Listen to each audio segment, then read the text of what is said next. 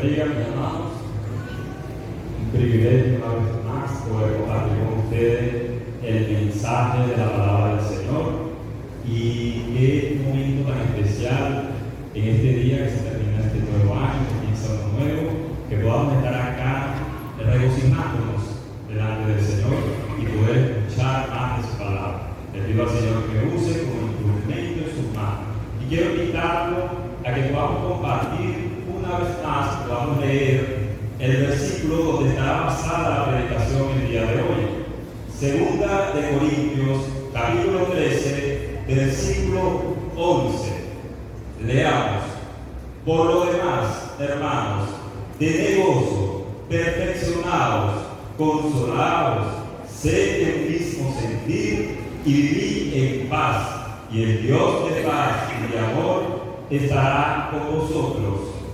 Hoy nos encontramos en el último día de este año, una fecha conmemorativa no solamente acá, sino en todas partes del mundo, en todos los países. Es un ambiente de fiesta, un día de celebración, porque marca el fin de un periodo vivido donde hemos vivido muchas cosas buenas, otras que tal vez no nos gustaron mucho, pero que sin duda nos dejaron una gran enseñanza.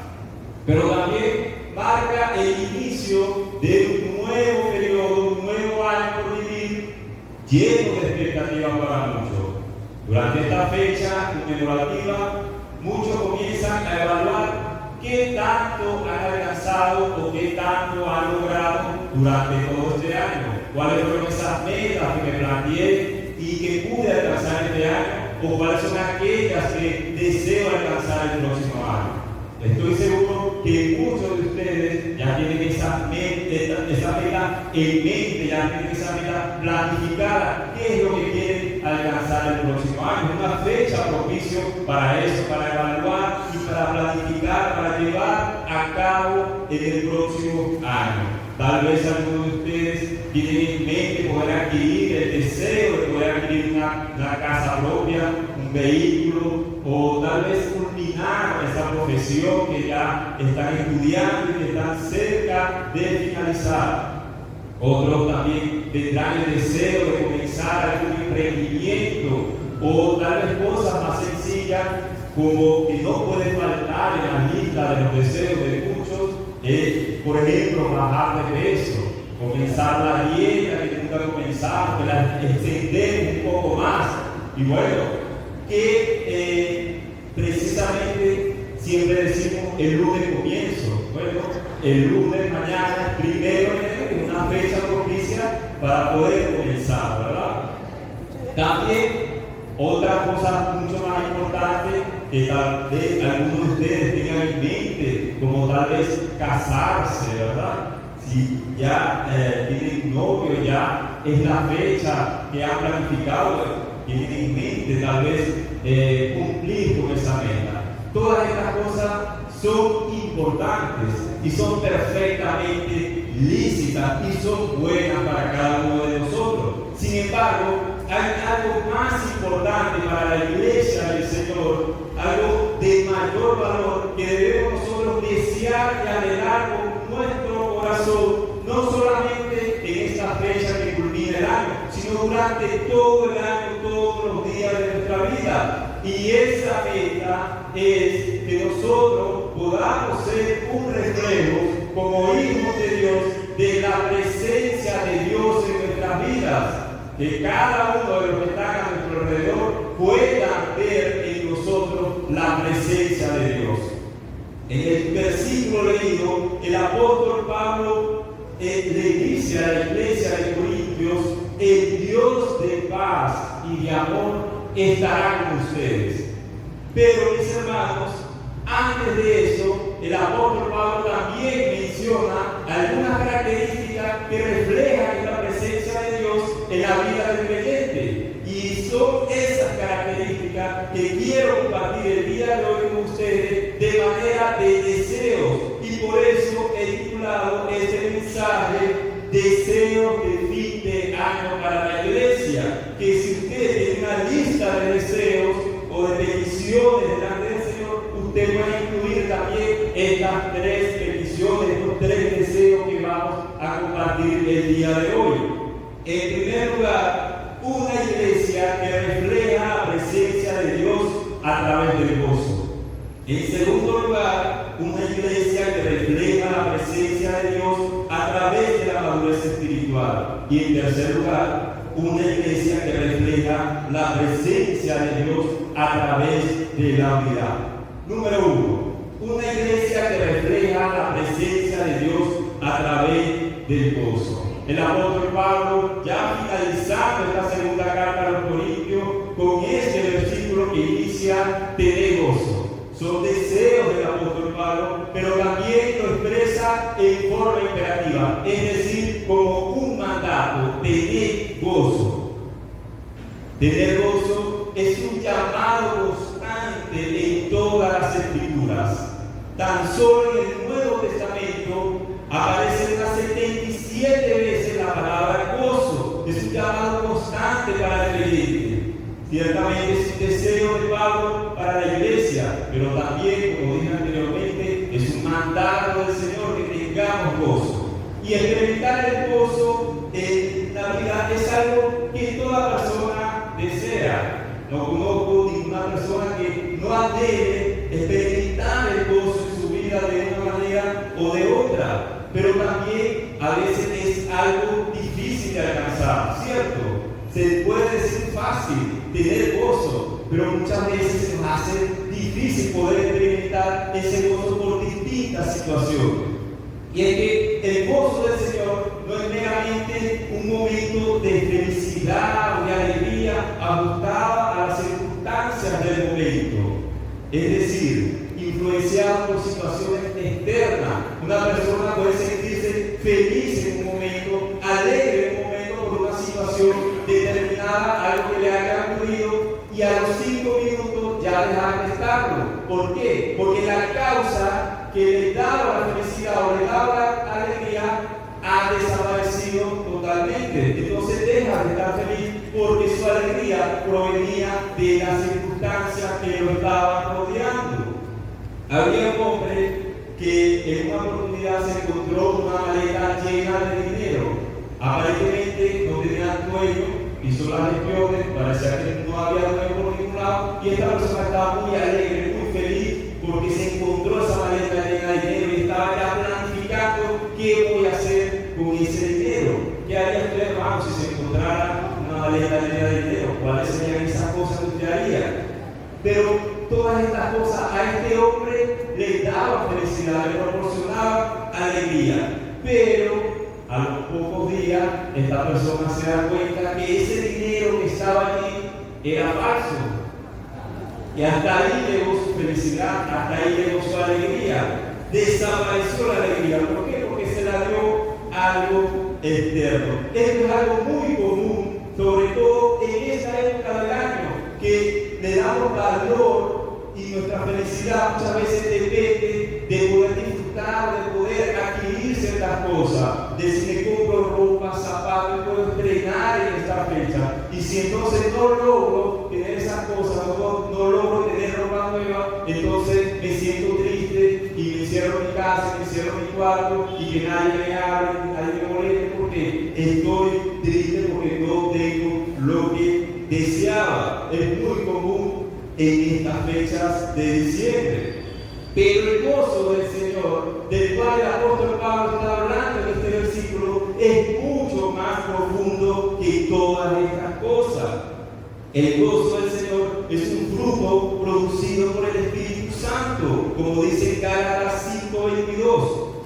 Mas el fruto del Espíritu es amor, gozo, paz, paciencia, benignidad, bondad y fe. El gozo es fruto del Espíritu Santo. Por esta razón, aquellos que no han conocido a Cristo, aquellos que no han recibido a Cristo como su Salvador, no lo pueden experimentar. Entonces buscan este gozo en diferentes cosas que les pueda ofrecer el mundo, pero sin embargo es un gozo momentáneo y no pueden alcanzar el gozo que viene del Señor, de tener al Señor como nuestro Salvador.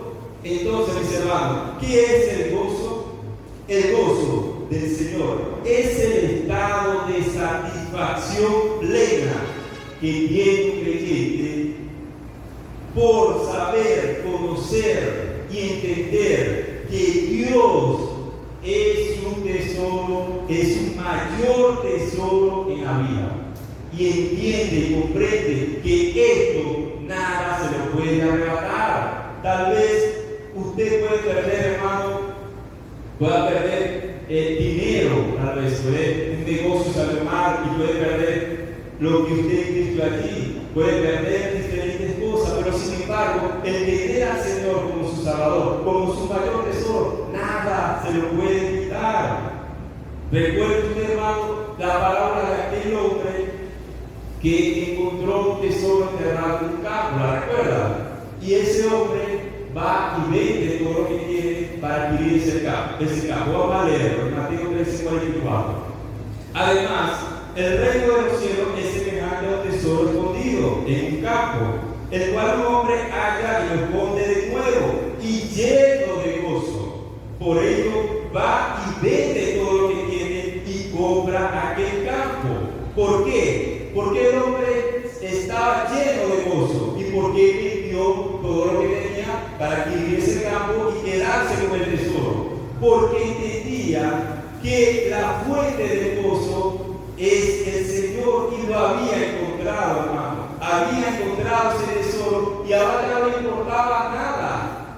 Fue capaz de dejarlo todo por ese tesoro que había encontrado. Entendía que la fuente del gozo proviene de nuestro Señor. En Cristo no tenemos pérdida, hermano. El gozo es un sello que caracteriza la vida del cristiano. Pero como dije anteriormente, no siempre lo experimentamos en nuestra vida. Aún siendo cristianos, también tenemos algunas veces falta de gozo. Incluso los más grandes hombres destacados de la Biblia que podamos ver experimentaron un tiempo de falta de gozo. Por ejemplo, Job, después de que pasó por un proceso, por una prueba que ustedes bien conocen, deseó nunca haber nacido. Deseó nunca haber nacido. ¿Por qué? Porque experimentaba esa falta de gozo. Otro también que podemos poner como ejemplo es Elías. Aún después de tener una gran victoria y derrotar a los 450 profetas de Baal y hacer grandes milagros delante del pueblo, huyó al desierto por temor y le pidió a Dios que le quitara la vida. Son causas de falta de gozo y también lo vemos en estos hombres de Dios. Existen cosas, hermano, que roban nuestro gozo, el gozo del Señor en nuestra vida. Y una de ellas es cuando quitamos la mirada de nuestro Señor y entonces la ponemos en las circunstancias. Fue lo que le ocurrió a Job y fue lo que le ocurrió a Elías también. Colocamos la mirada en las circunstancias del momento y perdemos la visión, quitamos la mirada de nuestro Señor. Siempre, hermano, en medio de cualquier dificultad que nos pueda abrumar, debemos decidir poner nuestra mirada en el Señor, hermano. Hay cosas que definitivamente causan tristeza a nuestra vida. Incluso el Señor puede permitir situaciones en nuestra vida dolorosas, tristes, con un propósito, con el propósito de que podamos crecer, avanzar y madurar en la fe. Pero eso no significa que el gozo del Señor se apartará de nosotros. Aún en medio de esa situación, nosotros podemos experimentar ese gozo del Señor si entendemos que Él es el que nos lo da, no las circunstancias. Cuando no hay gozo, hermano, se pierde el ánimo, el deseo por las cosas de Dios. Nos falta el deseo por congregarnos, nos falta el deseo por estudiar la Escritura, nos falta el deseo por ir a la intimidad y orar delante del Señor. Estos son claros síntomas, hermanos, de que estamos experimentando una falta de gozo. Y esto es peligroso para nosotros, para el creyente. ¿Por qué? Porque un creyente que no se deleita en las cosas de Dios, tarde o temprano buscará ese deleite, buscará ese gozo en el pecado. Y el pecado te ofrece un gozo momentáneo, por un momento.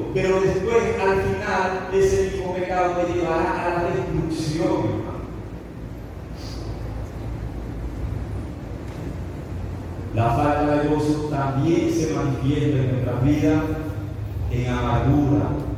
Ya no hay alegría en nuestra vida, en quejas, murmuraciones, frustración. Pero, ¿cómo puede entonces un cristiano experimentar un gozo constante en su vida?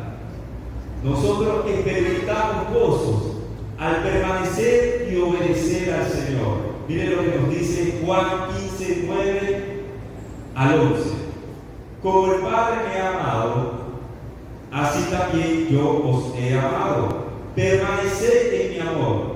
Si guardareis mis mandamientos, permaneceréis en mi amor. Así que yo he guardado los mandamientos de mi Padre y permanezco en su amor. Estas cosas os he hablado para que mi gozo esté en vosotros y vuestro gozo sea cumplido. Estas cosas os he hablado para que mi gozo esté en vosotros. ¿Cuáles cosas les había hablado el Señor?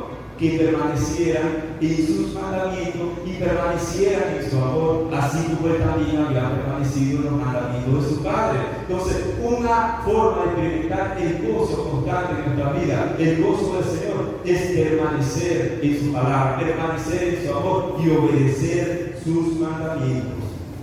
El gozo se hace presente en la vida del cristiano a medida que mantiene una vida de comunión y obediencia a Dios.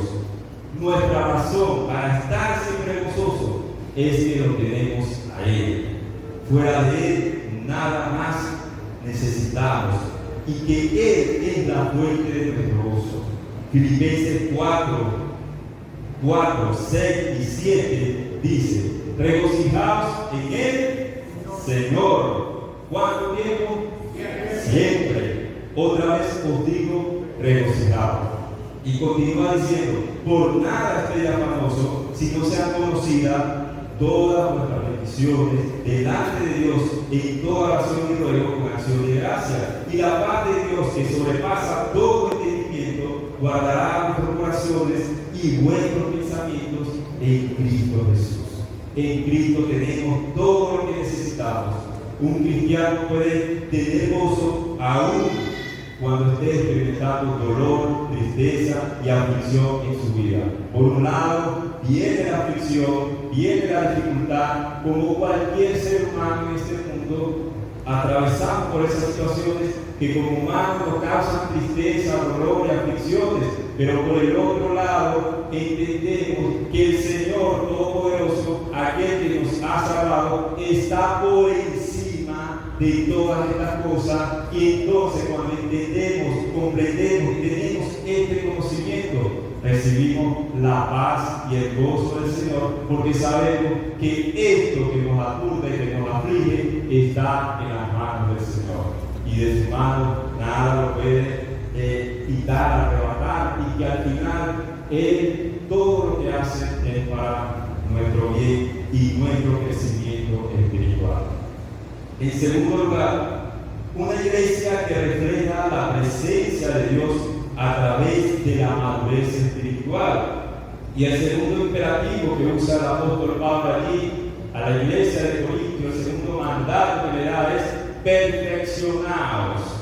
Esta palabra perfeccionar viene en el original que está escrito en la palabra catartizo y significa hacer algo acto, completar, hacer algo completo, ajustar, y se refiere a un llamado al cristiano para alcanzar la madurez.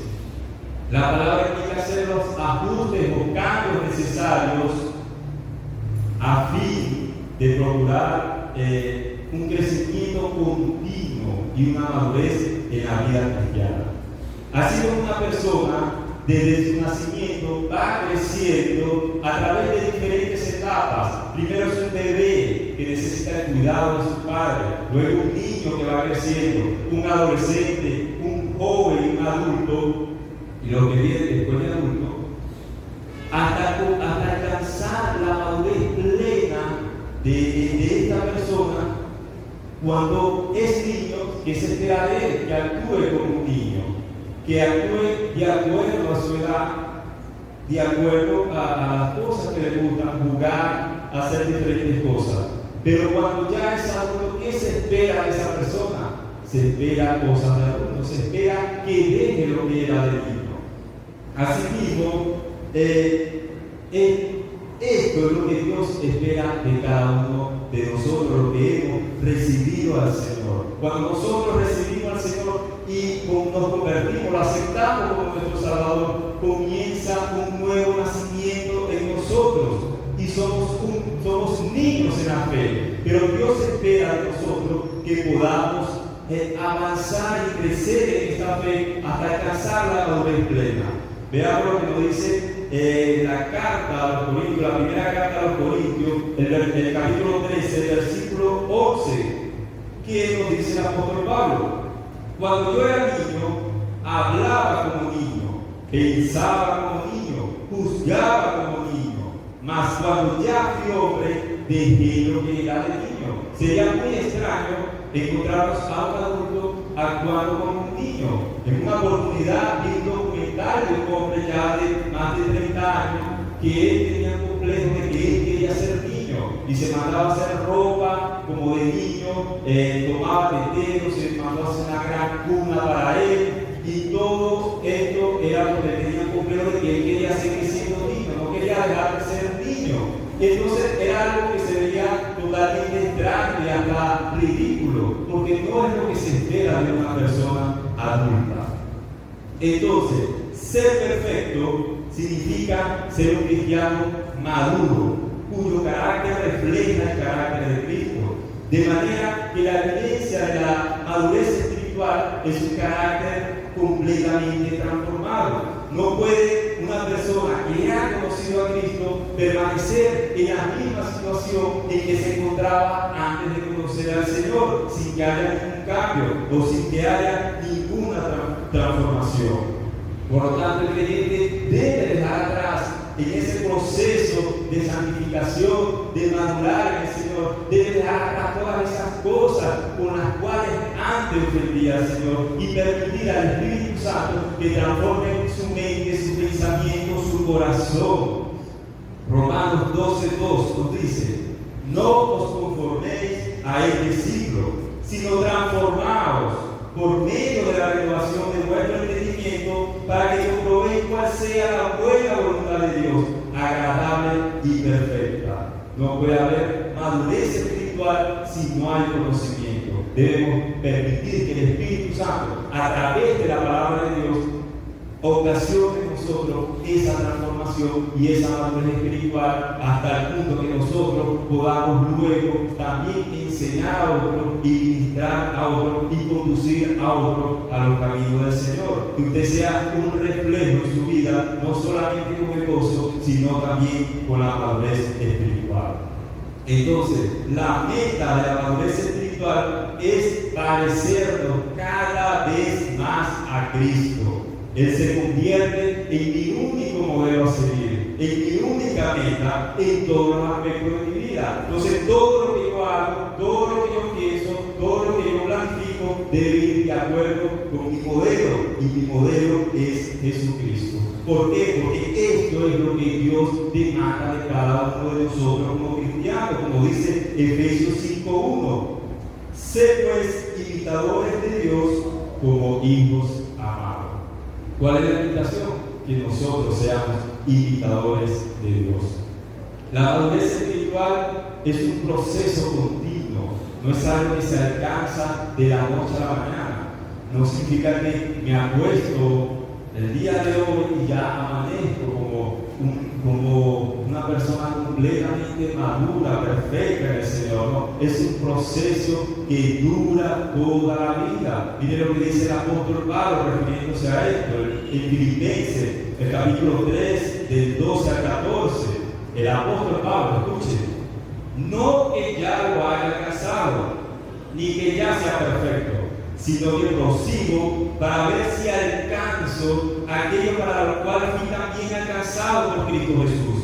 Hermano, yo mismo, dice el apóstol Pablo, no pretendo haberlo ya alcanzado, pero una cosa hago, olvidando ciertamente lo que queda atrás y extendiéndome a lo que está delante, prosigo a la meta, al premio del supremo llamamiento de Dios en Cristo Jesús. Y usted tal vez me va a decir, si esto fue Pablo, entonces ¿qué queda para mí?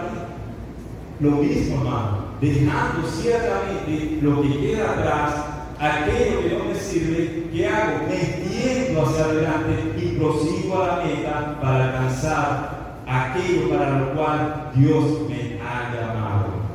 El secreto para poder crecer y madurar espiritualmente es permanecer en aquel que nos ha llamado. Esto es Cristo Jesús.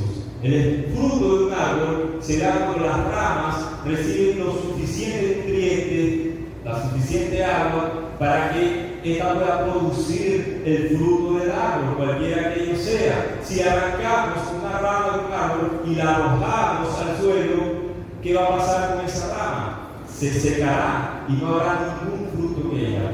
Solo allí tirado no puede producir ningún fruto. La única manera que produzca el fruto es si permanece ajustado al árbol que le dio la vida. Entonces, nosotros así también debemos de ser, permanecer en el Señor, porque Él fue el que nos llamó. Miren lo que dice Colosenses capítulo 2, versículos 6 y 7.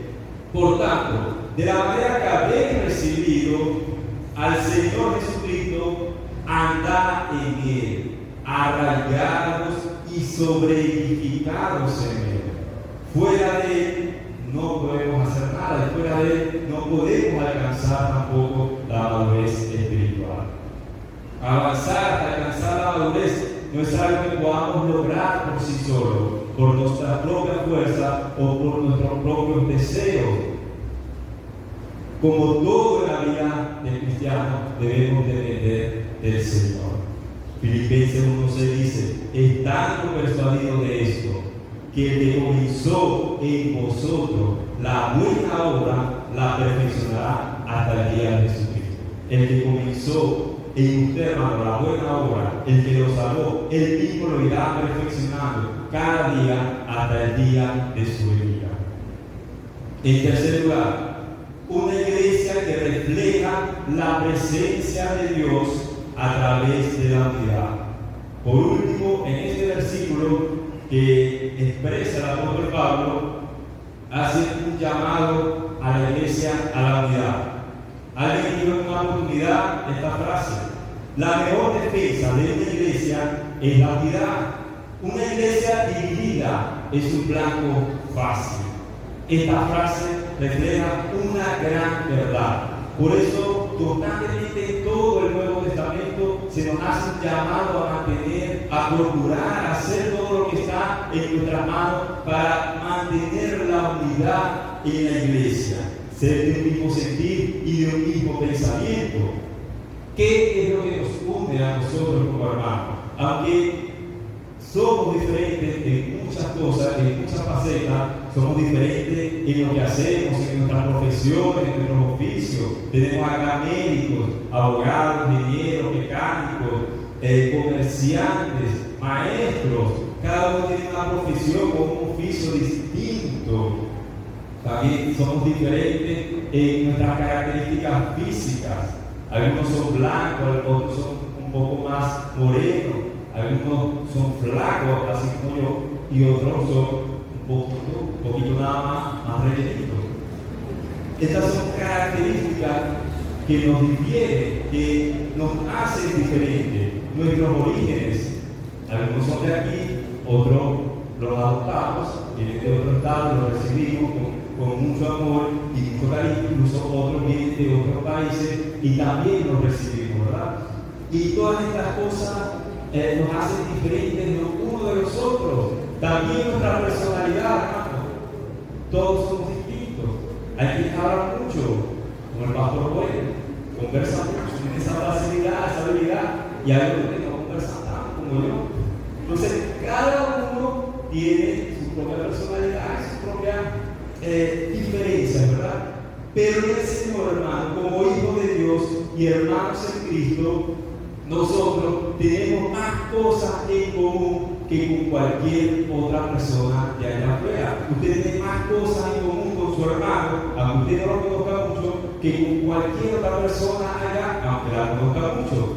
¿Cómo es eso? Bueno, observa lo que dice la carta a los Efesios, el capítulo 4, el versículo 3 al 6. Solícito en guardar la unidad del Espíritu, en el vínculo de la paz, un cuerpo, un espíritu, como fuiste también llamados a una misma esperanza de vuestra vocación, un Señor, una fe, un bautismo, un Dios y Padre de todos, quien está sobre todos y por todos y en todos vosotros. ¿Se da cuenta, mis hermanos? Que las cosas que nos unen son mucho más grandes y mucho más poderosas que cualquier otra cosa que nos pueda separar, cualquier diferencia que pueda surgir entre nosotros. Tenemos el mismo Espíritu, el mismo Señor, el mismo Dios, al mismo cuerpo que pertenece a usted, que es la iglesia, a ese mismo cuerpo pertenece su hermano. El mismo Espíritu que habita dentro de usted, habita dentro de su hermano. Para ver que ese mismo hermano que tal vez no le hace mucha gracia, como que no le cae al brinco, que dice el dominicano, hay algo que todavía no termina de cuadrarle. Bueno, ese mismo hermano también tiene el mismo espíritu que usted. La misma esperanza que tiene usted, hermano, de ver un día al Señor, de estar con Él para siempre y de verle cara a cara, también es la misma esperanza que tiene su hermano. El mismo Señor que lo ayudó a usted durante todo este año a estar en pie, que le dio la victoria y que le permitió el día de hoy estar aquí, es el mismo Señor que también ayudó a su hermano. La fe que tiene usted en la palabra del Señor también es la misma fe que compartimos con nuestros hermanos. Todo lo que hemos creído en Cristo Jesús, tenemos el mismo Dios y el mismo Padre que está por encima de todo. Estamos unidos en un vínculo perfecto que no puede ser destruido. Y ese vínculo es nuestro Señor Jesucristo. Por medio de Él alcanzamos toda la salvación y estamos unidos a Él. Por lo cual, hermanos, nosotros estamos llamados y tenemos la responsabilidad de mantener esa unidad dentro del cuerpo de Cristo. Por lo tanto, debemos tener cuidado de aquellas cosas que procuran en ocasiones producir división dentro de la iglesia. Una de ellas es anteponer mis propios intereses por el bien, antes del bien superior de la iglesia.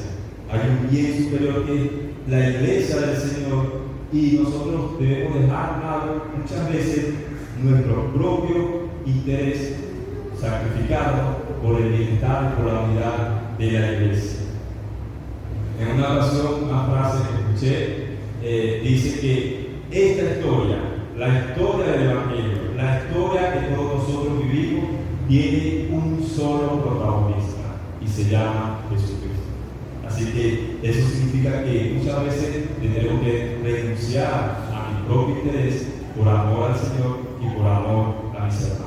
La segunda cosa que atenta muchas veces también contra la unidad es la falta de perdón. Es inevitable que existan diferencias entre los hermanos. Si surge diferencia con los de afuera, también con nuestros hermanos a veces tenemos diferencia por la misma variedad, por la misma diferencia de personalidad, de carácter que tenemos cada uno. Pero debemos con humildad aprender a aceptar la diferencia de mis hermanos y aún así, aceptando esa diferente opinión que tiene mi hermano, poder seguir amándole al Señor, poder dejar pasar y perdonar cualquier ofensa. Colosenses 3:13 dice: soportándoos unos a otros y perdonándoos unos a otros, si alguno tuviere queja contra otro, de la manera que Cristo os perdonó, así también hacedlo vosotros. Nuestra medida y ejemplo debe ser Cristo. Y si Él nos perdonó a nosotros, tanto que nos ha perdonado, cuanto más nosotros no perdonaremos a nuestros hermanos alguna ofensa que pueda surgir en medio de tantas cosas. Nuestro ejemplo es Cristo. Si Él nos perdonó a nosotros, también nosotros debemos perdonar a otros. iglesia que refleja la presencia de Dios a través de la unidad es una iglesia donde sus miembros se consuelan, se animan y se ayudan unos a otros, se perdonan unos a otros, se ponen de acuerdo y viven en paz unos con otros. Ser del mismo sentir no significa que tenemos toda la misma opinión en todo, que vamos a estar a hablar todo lo mismo. Significa que comprendemos que como iglesia vamos avanzando en dirección a un mismo propósito. Entendemos esto y entonces cuando comprendemos esto, unimos nuestra fuerza, cada uno donde se encuentra, une su fuerza, su ministerio, su propósito, en fin de lograr ese propósito único de la iglesia. Cuando no hay un mismo sentido, entonces cada uno está trabajando por un lado y luchando en dirección de los pueblos. Uno va por acá, otro va por allá. Y el llamado que nos hace el Señor es a trabajar en un mismo sentido y en un mismo propósito, que al final es adorar al Señor y hacer su obra en medio de estos tiempos. Ya para concluir, hermano, hoy hemos visto como hijos de Dios debemos reflejar la presencia de Dios en nuestra vida. Sabemos que la presencia de Dios está con nosotros cada momento de nuestra vida, cada día. Hemos visto su misericordia durante todo este año. Hemos visto su presencia con nosotros durante todo este tiempo, durante todo este año. Y su misericordia, su presencia nos ha permitido estar el día de hoy acá. Pero es necesario, hermano, que esa presencia de Dios sea reflejada en nuestra vida, sea evidente para aquellos que no conocen a Cristo, que esa presencia de Dios habita en nosotros. ¿Y cómo podemos reflejar esa presencia? Con gozo, con madurez y con humildad. Haciendo estas cosas, dijo el apóstol Pablo en ese versículo que hemos estudiado hoy, y el Dios de paz y de amor estará con vosotros. Es necesario, hermano, que deseemos estas cosas en nuestra vida. Hoy te pregunto, al finalizar este año, un tiempo propicio para la persona, te pregunto, ¿cómo te encuentras tú, mi amado hermano? ¿Son tus actitudes, tus palabras, tus acciones un reflejo de la presencia de Dios en tu vida? ¿Demuestras con tu vida, con tus acciones, que tú eres un hijo de Dios? Si no es así, hoy tienes la oportunidad delante del Señor de arrepentirte y comprometerte con Él para que este nuevo año que comienza puedas desear las cosas de tu vida y puedas permitir al Espíritu Santo hacer la obra en ti, que el que comenzó la buena obra también la perfeccionará. Si hay algo en común que hemos visto en estos 3 deseos de fin de año para la iglesia, si hay algo común en estas 3 cosas, es que es algo que usted no puede lograr por sí solo. Usted no puede tener gozo por sí solo. Usted no puede alcanzar la madurez por sí solo. Y usted no puede contribuir a la unidad de la iglesia por sí solo. En todas estas cosas necesitamos la ayuda y la intervención de Dios. ¿Cuál es mi tarea? Mi tarea es reconocerlo, ir al Señor en comunión y intimidad, en estudio de su palabra, y entregar mi corazón y pedirle que sea Él en mí el que ocasione esa transformación, de tal manera que pueda ser de bendición para mi vida y para los que me rodean.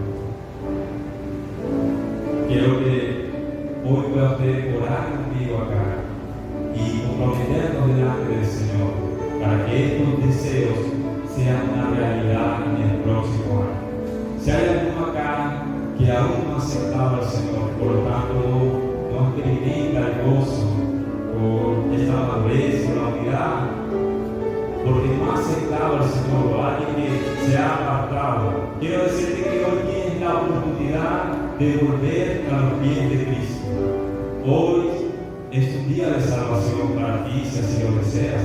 el Señor Jesucristo no solamente nos otorga todas estas cosas que hemos visto el día de hoy, sino que por medio de su sacrificio en la cruz del Calvario, te otorga el perdón de los pecados, te otorga la vida eterna y te trae salvación. Te incorpora al cuerpo, a su cuerpo que es la iglesia, y te ofrece una vida nueva. Si así lo deseas, hoy tienes la oportunidad de arrepentirte y de venir a Él y de aceptarlo como tu único y suficiente Salvador. Hoy puede ser la mejor decisión de tu vida. Muchas decisiones habrás tomado durante este año, pero hoy, el último día del año, puedes tomar la decisión más importante de tu vida. Si es así, yo quiero ver tu mano levantada, quiero que levantes tu mano. Si hay alguno entre nosotros que no ha aceptado el Señor Jesucristo, pero quiere hacerlo en este momento, puedo hacerlo levantando su mano para que lo pueda ver. ¿Hay alguien que desea? ¿Hay alguien aquí que no tiene a Cristo y desea aceptarlo? No. Bueno, entiendo entonces que todos tenemos al Señor. Y ahora, hermano, vamos a orar. Dígale allí con sus propias palabras al Señor su compromiso, su deseo de que estas cosas sean realidad en su vida. Y si estas cosas usted la expresa, de que puedan abundar mucho más en su vida. Señor, te doy gracias. Gracias a Dios por la exposición de tus palabras, Señor. Porque tú eres el que habla en nuestras vidas, Señor, por medio de tus palabras, transforma nuestras vidas, transforma nuestros corazones, transforma aún nuestros pensamientos, Señor. Y en esta oportunidad quiero orar, Señor, por mis hermanos, Señor, por la iglesia en general, aún por aquellos que no pudieron estar acá, Señor. Señor, queremos ser un reflejo de tu presencia en nuestras vidas. Queremos demostrar con nuestra vida, con nuestras acciones, con lo que hablamos, aún, Señor, con lo que pensamos, que otros no lo pueden escuchar, pero que tú sí lo escuchas, porque tú conoces nuestro corazón, conoces lo más profundo de nosotros. Aún eso, Señor, queremos entregarlo a ti, Señor. Queremos arrepentirnos, Señor, si estas cosas no han estado abundando en nuestras vidas, si hemos descuidado el gozo de tu salvación, si no estamos creciendo en la fe, y aún así si no estamos contribuyendo a la unidad, Señor. Nos arrepentimos en esta hora y te pedimos que seas tú, Señor, que sea tu Espíritu Santo guiándonos, ayudándonos en este nuevo año, Señor, para que seamos conforme a tu palabra, conforme a lo que tú quieres de nosotros, Señor. Que tú perfecciones nuestras vidas, Señor, y que tú nos ayudes, Señor. Y que tu presencia esté con cada uno de nosotros, Señor. En el nombre de Cristo Jesús, Señor, te doy gracias, Dios. Bendigo la iglesia, Señor, te doy gracias por cada uno de ellos. Amén. Que el Señor le bendiga a mis hermanos.